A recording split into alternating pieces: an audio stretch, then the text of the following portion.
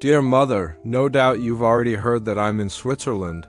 One of those interned a new phase of the World War, and believe me, a very fortunate one for me. Naturally, captivity behind barbed wire, seeing starving men around me every day and being unable to help them, living in barracks with a few hundred others, many of whom are the most incompatible human beings, loud. Course types you'd only find in the army or outside any regular employment. What a life for someone who enjoys studying, reading, and thinking. For someone accustomed to the vast prairie expanses and an independent position, the life I had in Germany wasn't living but a wretched existence. Though, thanks to a few comrades, not without some pleasant and fruitful hours. That's all past now, and thanks to the food sent by the Red Cross and the constitutions we had, we're still alive and will soon be well again.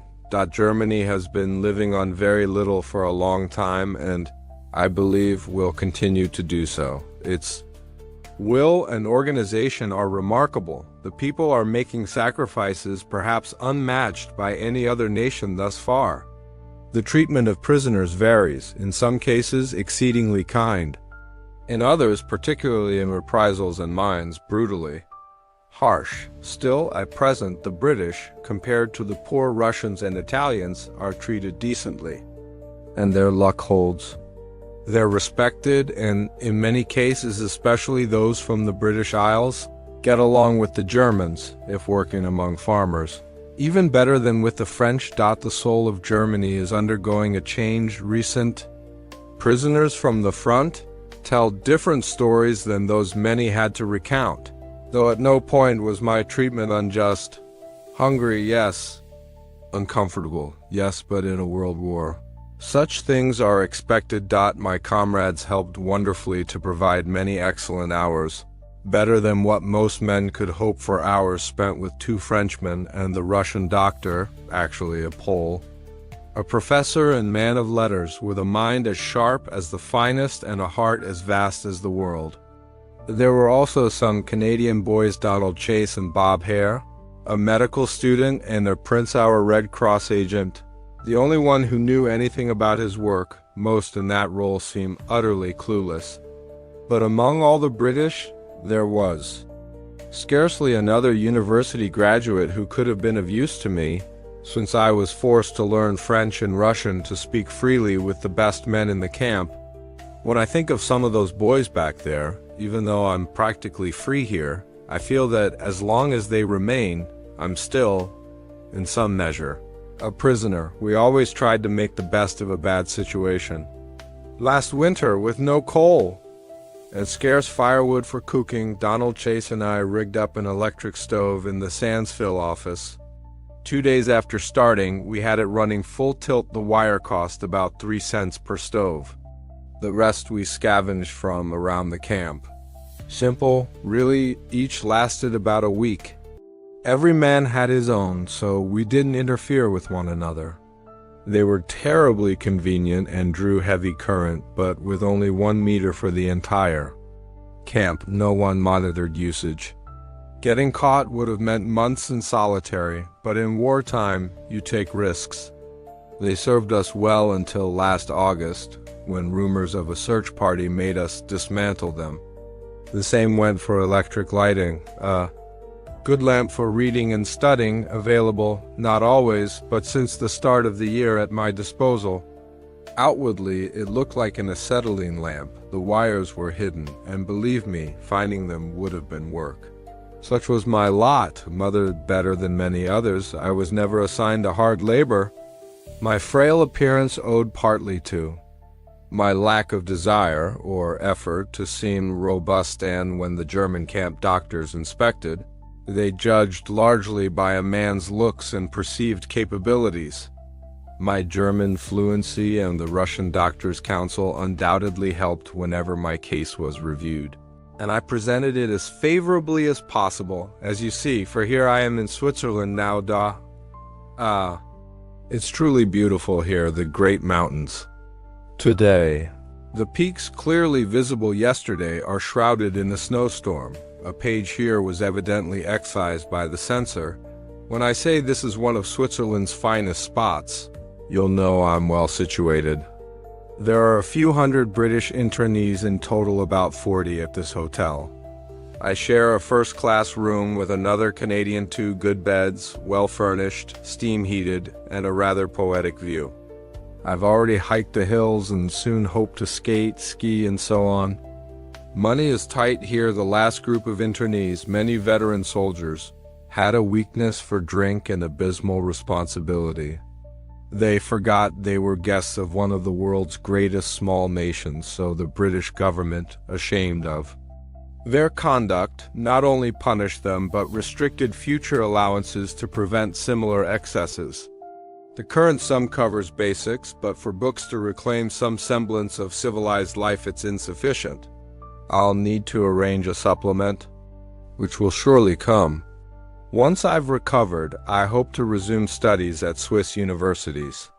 French and German will be essential there, while Russian will no doubt prove useful too. So it goes.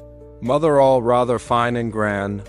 The Swiss gave us a charming reception in one town at 11 p.m., another at 2 a.m. Now all their resources roots. Climate, food, doctors, educational institutions are at the internees' disposal to restore body and soul as fully as possible. Life here in Switzerland is undeniably a relief compared to what came before. As I've mentioned, the treatment is more humane, with an atmosphere of calm and hospitality that starkly contrasts the constant fear and uncertainty of before. The prison camp, with its hunger and despair, eroded the soul. But here, amid stunning landscapes and kind people, the war feels distant. I won't deny missing the friends I made in camp, those men with whom I shared hardship, dreams, and even laughter. I worry about the future, of course, and what awaits when the war finally ends.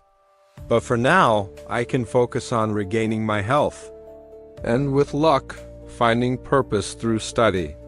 Education has always been my greatest fulfillment, and even in the worst circumstances, I've never lost the desire to learn.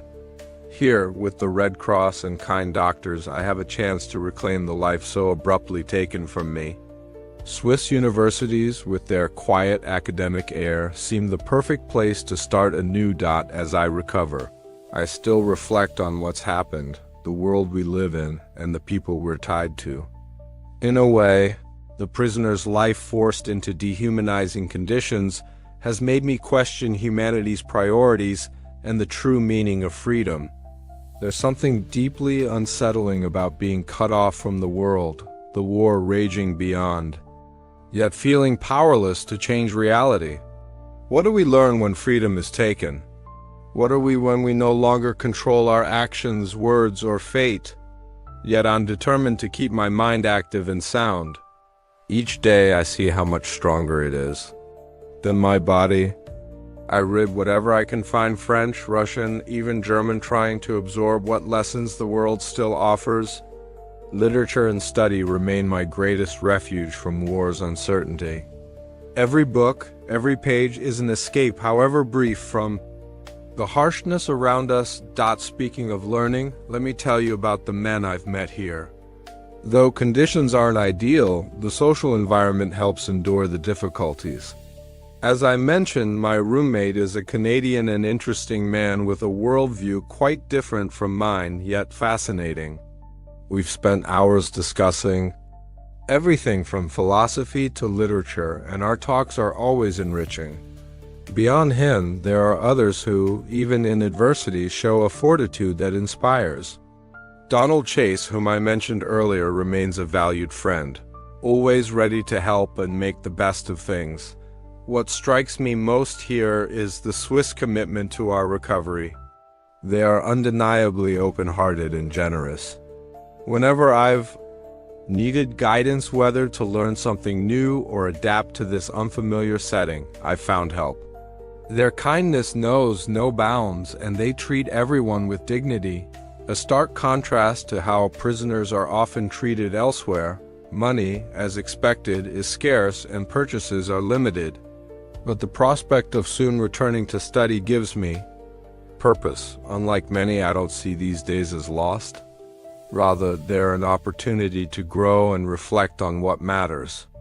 War, for all its horrors, teaches life's fragility and the value of perseverance. There's much to learn from this experience, and for that, I'm grateful.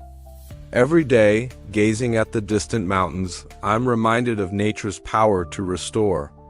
I find peace in it, whether hiking or simply taking in the view. The Swiss peaks are a constant, a reminder that beyond war and suffering, there's something enduring, something from which we can draw strength. I know, Mother, reading this will reassure you. Though the war has separated us, I feel closer to home than ever. The care I receive here reminds me of family, how you've always stood by me, and how vital those bonds are, even in crisis.